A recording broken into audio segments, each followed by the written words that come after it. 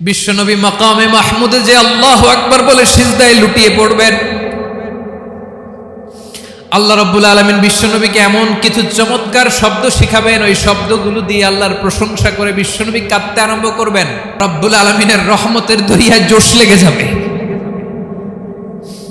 রব্বুল আলামিন এই দৃশ্য থেকে সহ্য করতে পারবেন না। রব্বুল আলামিন বলবেন, ইয়া মুহাম্মদ ইরফা রাসাক, ও নবী আপনি মাথা তোলেন। যে বিভীষিকাময় সময়ে প্রত্যেক নবী বলেছেন আমি পারবো না, প্রত্যেক নবী বলেছেন নফসি নফসি, আমার কি হবে আমি জানি না, আল্লাহ আমারে বাঁচাও। প্রতিটি নবী বলবে নফসি নফসি, আল্লাহ তুমি আমারে বাঁচাও আমারে বাঁচাও। বিশ্বনবী মাথা তুলবেন, তুলে বলবেন রব্বি হাবলি উম্মতি, আল্লাহ তুমি আমার গুনাহগার উম্মতকে বাঁচাও।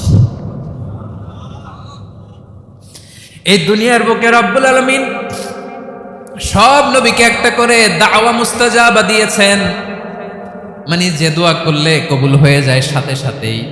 দাও বিহা, দুনিয়ার সব নবীরা ওই দোয়াটা দুনিয়ায় করে ফেলেছে। সব নবীকে আল্লাহ একটা করে দোয়া দিয়েছেন।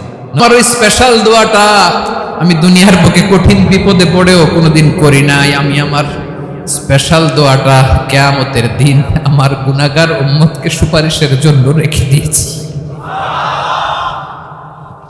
আল্লাহ বলবেন নবী ইরফা রাসাক, মাথা তোলেন, আর কাটবেন না।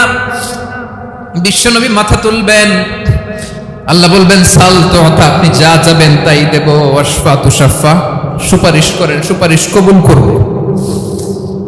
বিশ্বনবী বলবেন আল্লাহ ওই স্পেশাল দোয়াটা দুনিয়াতে করি নাই, আজকে আমি তোমার দরবারে দাঁড়িয়ে কিয়ামতের দিন ওই দোয়াটা করছি। আল্লাহ আমার যে উম্মতের হৃদয়ে যাররা পরিমাণ ঈমান আছে, আমার একটা উম্মতকেও তুমি জাহান্নামে ঢোকাতে পারবে না।